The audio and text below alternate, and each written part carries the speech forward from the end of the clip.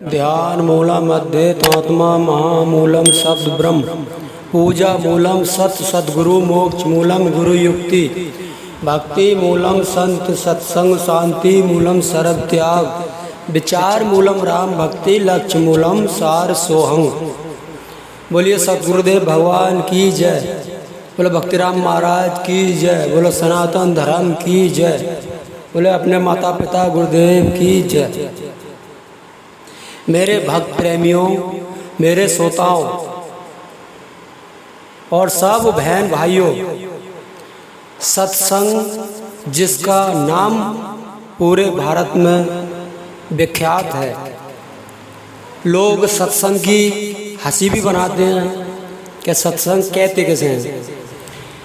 इसका तात्पर्य है सत्संग उसे कहते हैं जो सत का संग करता है। जो असत का संग करता है उसे बोलते हैं असंग। जैसे असंग शाखाएं निकलती हैं एक वृक्ष में से, वृक्ष की जो जड़ होती है वो एक होती है, उसकी जो अनेक जड़ें नहीं होती हैं। इसी प्रकार से सत्संग का अर्थ है सत्य को धारण करना। मन इंद्रियों का अगर संग रहेगा तो सत्संग नहीं रहता है। अगर मन गुरु ज्ञान के साथ रहता है तो उसे सत्संग बोलते हैं, उसको योग अभ्यास बोलते हैं। भगवान कृष्ण गीता में कहते हैं, हे अर्जुन, जो मनुष्य मेरे अविनाशी स्वरूप का ध्यान करते हुए शरीर को त्यागता है वो निसंदेह मेरे धाम को प्राप्त होता है। इसमें कोई संशय नहीं है। मगर हमारे संत महात्मा कोई किधर कोई भगा देता है अपने प्रेमी को, कोई किधर कोई भगा देता है। और दूसरा, कृष्ण भगवान ने एक और भी गोपनीय ज्ञान बताया कि हे अर्जुन, जो तत्वदर्शी संत होता है वो मेरे स्वरूप का रूप नहीं कहा, क्योंकि रूप तो भगवान का स्वयं था।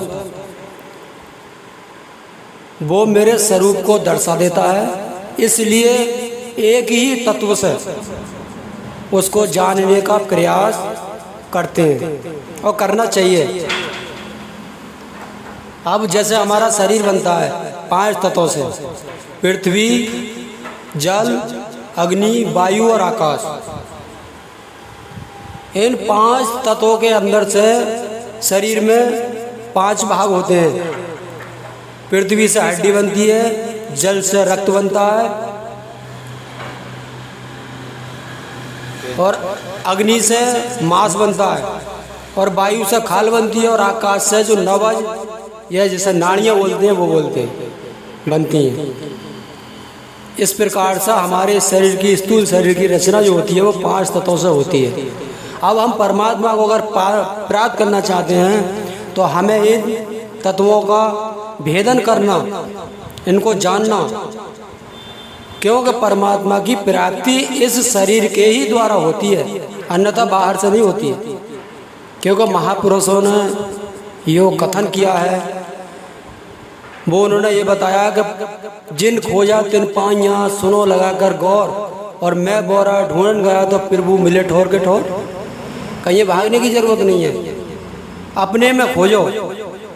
अपने में कैसे खोजेंगे कि एक व्यक्ति को दूध दे दिया कि ले भाई दूध अपना पी ले, या दही जमा ले, या इसका घी बना कर खा ले।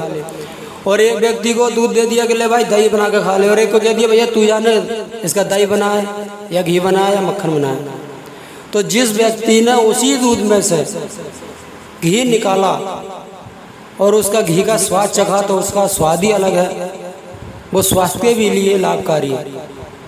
और जिस व्यक्ति ने दूध निकालने के बाद में और गर्म करने के बाद में और पी लिया तो उसको तो वो पी के बस हो गया, उसे तो कोई टेंशन है नहीं। और जिसने दही जमा के खा लिया उसे भी कोई टेंशन नहीं है। और कहने का तात्पर्य ये है हमारा कि जब अपने को तत्वों से जानेंगे, क्योंकि जानने का ही नाम ज्ञान है। जो अपने को जानता है वो परमात्मा को जानता है, और जो अपने को नहीं जानता है वो परमात्मा को नहीं जानेगा।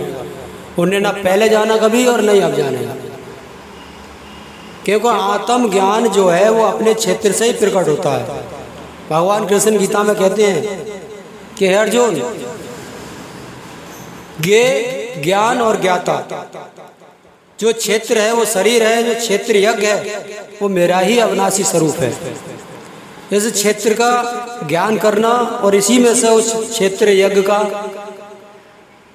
ज्ञान को प्राप्त कर लेना, किसी महात्मा के पास जाकर, किसी गुरु के पास जाकर उस आत्म ज्ञान को ही प्राप्त करके तब संसार भाव सागर से मुक्ति मिल सकती है। अन्यथा और कोई उपाय इसका पार करने का नहीं है।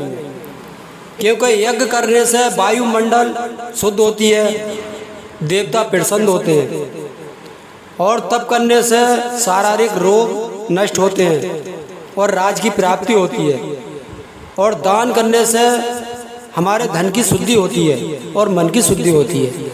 ये तीनों सौदा, तन मन और धन, इनमें